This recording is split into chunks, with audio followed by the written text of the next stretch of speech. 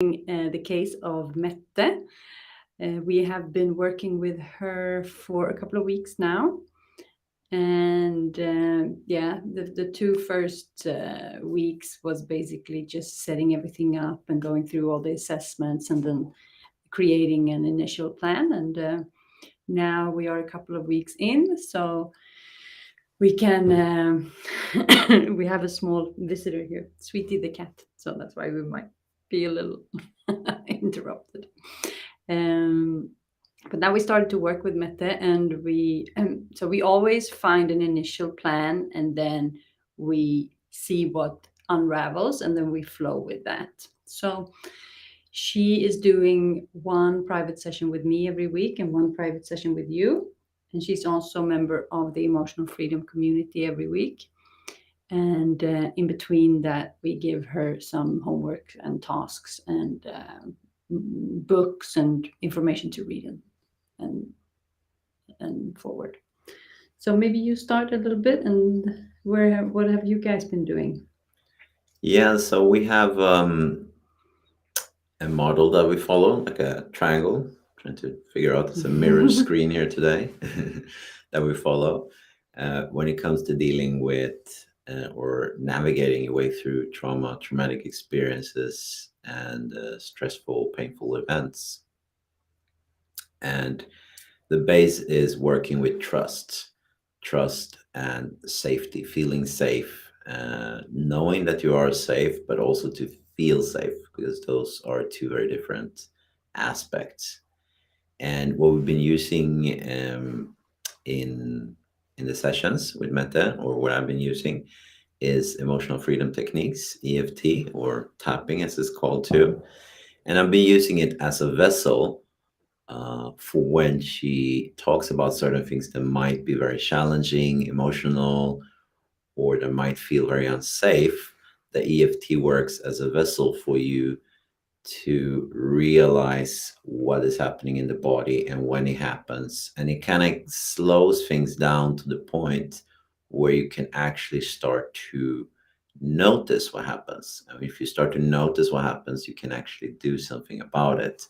So the EFT in this case is working on a technique called storytelling, that she tells the story about whatever it is she feels like talking about or what we choose to discuss, and we connect to how that feels in the body, and we use the EFT to relax the body. It's safe to talk about this, it's safe to feel this, it's safe to feel it in a certain setting environment, which kind of makes the body feel more safety and trust, and it relaxes the body. And when the body starts to relax, then it's much more efficient in processing tension, traumas, and we become much more aware of what's actually going on. And we've also been doing some different techniques to reduce pain, especially the migraines. That's something that's very reoccurring in this case. Um, so kind of to still to get to know each other, but as she's sharing things to, because many times when you share something, you go straight into the story, and we might start talking fast, and the eyes goes up and ever. So the EFT and cues that I give, like, okay, I'm listening to you, relax the shoulder, and come back. Then we can connect to this energy. We can connect a little bit to this event. Not necessarily do we have to go back and talk about what happened, but the feeling and how that makes you feel today in life, moving forward, how that can affect you, how you interact with other people. And using the EFT then actually relaxes her instead of engages into tension, and also giving cues. And that becomes practical tools to remember. So I usually tell, well, depends on what you have going on, but people say, okay, everything is great. We can do meditation, all that. What do I do in the moment when I'm feeling agitated or affected? And I usually say, depending on the person, it might be very different qualities, but I usually say you focus on three qualities. One, you're breathing, because the first thing that will happen is you hold your breath to talk very fast or to brace yourself for something that comes. So those are cues that I'm working with her. Your tone of voice. If it goes up and you talk very, very, very, very fast, or if you start to talk like, I'm not sure and I don't feel safe about this. And then, the third part, the posture, kind of goes into this. So, how to navigate that, how your body's feeling as you're sharing something, right? Because the way that your voice, your posture, and your briefing works, or the way it is, will tell your brain and nervous system how you're feeling. So, if you can talk about these aspects, connect to them, and still have upright posture, focus on your voice, keep your breathing going, then we're really retraining the nervous system and the brain to do something new as we're working forward. And this is just one aspect, but just to give you like a practical tool of how that can look like.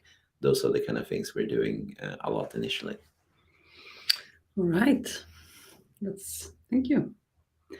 So me and Mette, we've been having a lot of um, coaching talks, and we've been focusing on the food.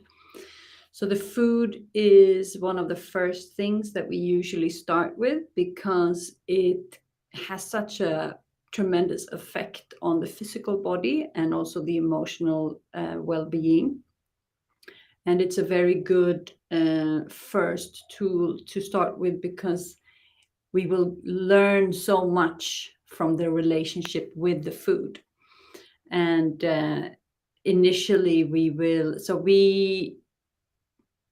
believe that she has quite a lot of candida, so the food will be highly relevant in healing the candida, and also breaking the cycle of a very strong link, um, using the food as an emotional friend, so to speak. So the food, the diet. So we will slowly, like gradually, work her towards a detoxifying diet. But we will take it very slow because I mean she would need to come here to do a proper detox. Right now, the state that she is in, she's not able to do that on her own, and that is not strange at all, because you need a certain momentum and support, and if you don't have that where you are, if you're alone, then the emotional turmoil and the challenges can be a little bit too strong. So she is looking for a way to come here and do a longer detox.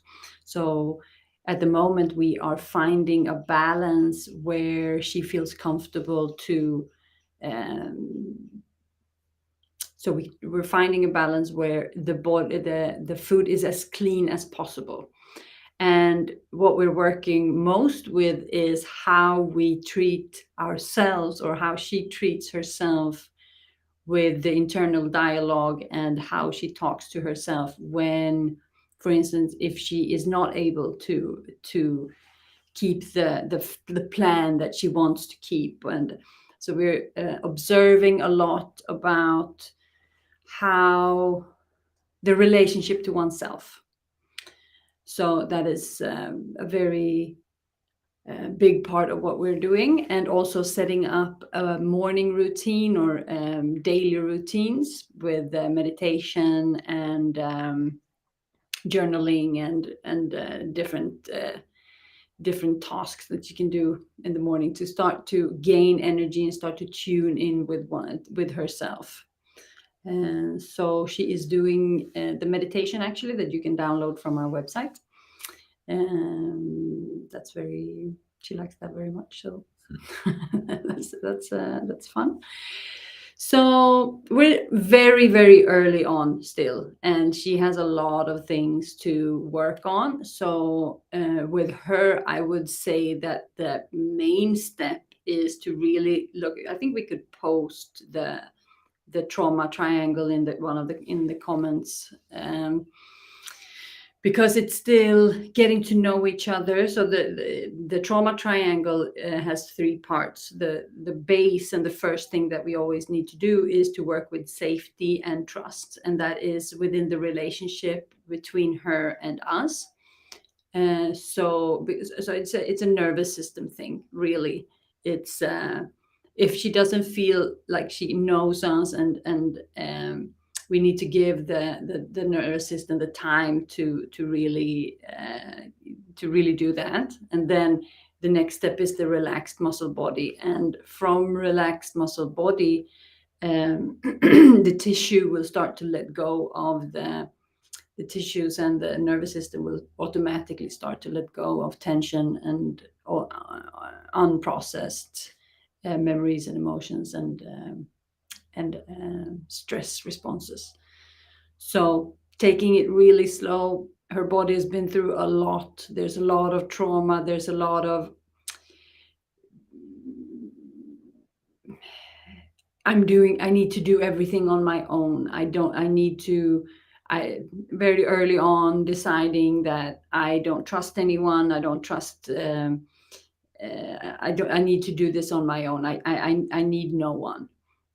And it takes time for the body to start to unravel from that. And with her intention and realizing that that is the case, and but still the body, it's been through a lot. So we need to take it very, very slow. And it's more important that she feels like she's on a good roll than detailing exactly what is. So it's about finding a new way of communicating with oneself and the body, and trying to reverse some of the negative uh, beliefs that is directed to the body, because with the autoimmune conditions that she has, the body is already breaking itself down. So we need to reverse that kind of negative pressure on the self. um, but she's doing very, very well. She feels very positive, and we have amazing conversations, and I really feel that we are um, on a positive streak. So it's a lot of fun to work with her, and For sure. it's a very, very interesting case. So next week we will publish her next blog post. So stay tuned. Do you have anything else that you want to add? Yeah, I just agree with what you said, right? That it's about finding a pace that suits the person, because if you had something for a period of time, there might be a lot of expectations and conditions and previous experiences that are kind of stuck in the nervous system. And what they do is it becomes a pattern, it becomes a image inside of your head, inside of the brain, and reactions. When I feel like this, when this happens, this means that, this means that, this means that. And that's what Sarah says: when you start to do a detox, all of these things can come up very strongly. And if you don't have support that understands what you're going through and can help you navigate and understand this is more detox symptom or emotional detox, or this is things that is being processed now because we're creating a platform for it to actually process. Maybe it wasn't safe to process before. No, she's. Oh. Yeah. She was about to walk into the. Oh, there she is. Yeah. Then what essentially happens is it's not about the chronic pain. It's never about any specific aspect, right? It's more about the fact that you have taught your brain and nervous system a certain sets of reaction. So that's why we're doing like small wins, right? Get away with a little bit of pain, relax a little bit more, and then you build more trust to yourself and to the process and to your ability to heal, actually, to overcome whatever you've been working on for a long period of time. So yeah, definitely. Everyone involved in this case knows that this will take time, that this is something that we need to reverse in the body, slowly. So that's a very big part of the strategy here. And yeah it's a very, I love working with her. It's Yeah, for sure, yeah. for sure. Lovely person. Okay, so if you have any questions about this, please let us know. We will continue to post every second week with the videos about Mette, and but we will also post them on the blog, and Mette will write a blog post every second week. And if you have any questions, you can just reach out, and if you're curious about how we work with certain things, or anything that comes up, if it's regarding yourself or anything, you can just reach out. You can email us. All the information is on the website livingwiththespirit.com, and you can also book a free discovery call with us if you have specific questions about what we do, or about your current state or condition. And yeah, we also have private sessions that you can work online. You can come and visit us at the farm. All the information is on the website. Have a good day, and see you.